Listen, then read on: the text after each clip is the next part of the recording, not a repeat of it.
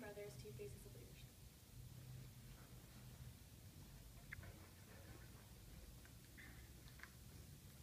On this day, October 25th, 1971, we have joined together to pay tribute to the philosophy and the life of my late brother, Walter Elias Disney, and to the talents, dedication, and the loyalty of the entire Disney Association that made Walt's dreams come true.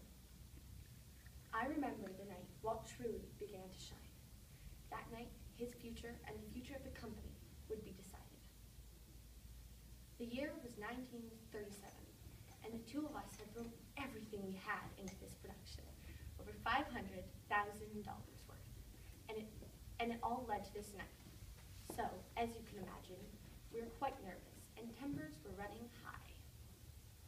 We're not ready. Our company is not ready. Roy, I really don't think all this fighting is necessary.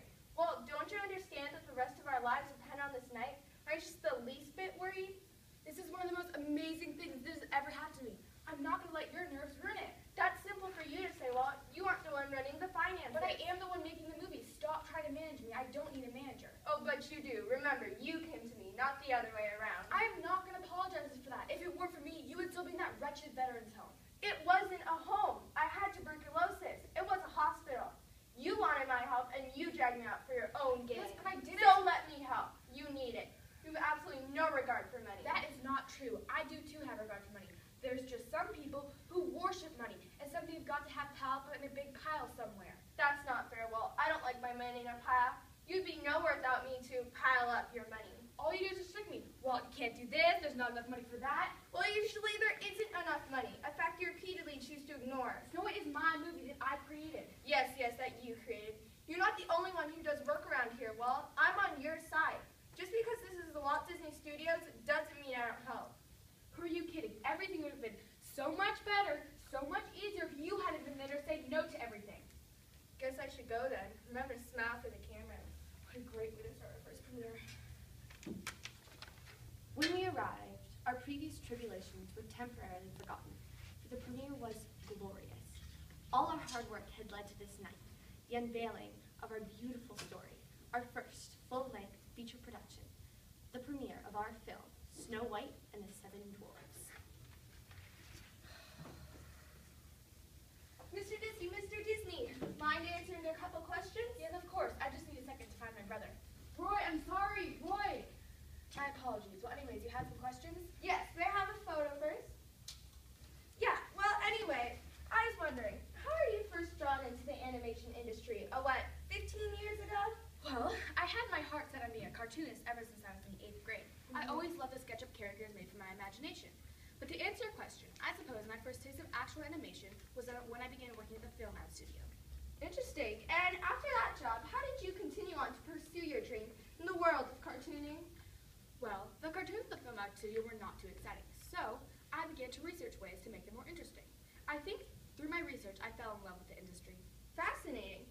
And I was also wondering about... Excuse me, Mr. Disney, I'm so sorry. I've always been fascinated by the group that works at your studio. I mean, you've attracted such young, intelligent men, and they all seem quite idealistic, frankly, to be creating this magical world you've opened up for all of us. Well, our studio setup attracts men who have the same feeling for business as we do. No one becomes part of our group that simply isn't our ideals.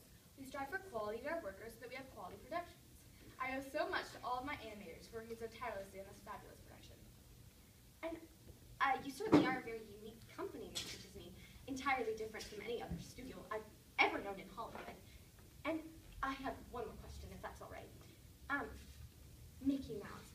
Where did that come from, exactly? Well, Mickey was inspired by a pet mouse I had by the name of Mortimer. After working very hard on a few shorts and using the newfound innovation of sound, we were able to create the most loved mouse you know today. And when was that exactly? Well, Mickey was created after my previous star, Ozzel the Lucky Rabbit, was stolen from me. Oh, I heard about that. It sounded terrible. Oh, you must excuse me. I have to tend to my staff. I would recommend getting someone for the show. Well, find me after, please. Rory, I'm so sorry about before. I didn't mean any of that. Oh, forget about it. Look at where we are. Look at the crowd. There are a lot of people who think it's so great. I really hope so. I don't know, at the sneak showing, at least have the audience left by by the end. Roy, we put everything we had into production. We have to keep the faith. Besides, don't you want to show our father what we've done? He's not coming, you know that, right?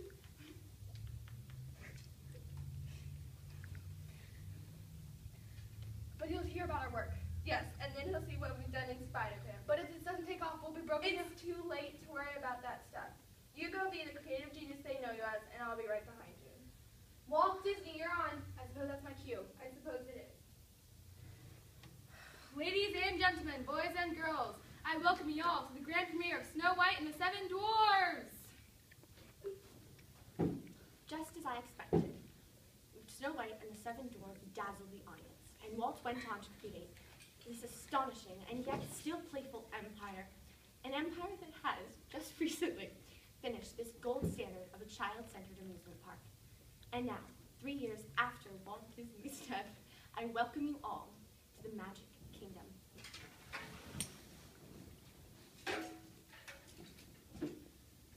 Daddy, hurry up! Hurry up! I want to go on after check.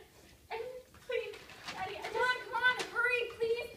Oh my gosh, it looks so cool. And that roller coaster over there, I really, really, really want to go. Come on, hurry up. I'm coming. The line's going to take so long if you don't go now.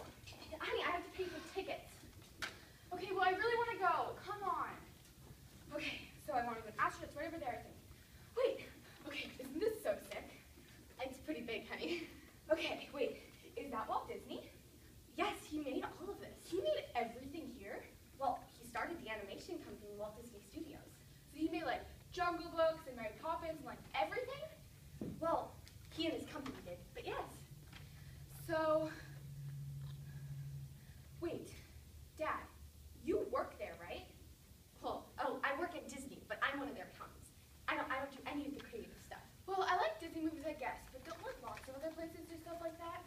But that's the special thing. They do stuff like that now, but not back then. Back then, there were only black and white movies for adults. Boy, they were so boring. And then along came Disney, and suddenly there were motion pictures, animations, just for kids. You know, Disney was the first to make a movie that was just cartoons. Wait, that was like, Snow White and the Seven Dwarfs, right? Exactly. That came out probably about 40 years ago. Boy, I love that movie. Candy. Oh, can I please get some candy, Dad? Yes, one bit if I go chew. That'll be 30 cents, sir. Of course. Thank you so much. Enjoy your day. Thank you. No problem. Wait, Dad, was that guy just doing the speech, Mr. Disney? Well, no, that was his brother Roy. They started the company together. You know, back when it was started, it was called the Disney Brothers Studios. Wait, if Walt did the cartoons, then what did Roy do? Well, Roy started out as more of a financial man. And then, about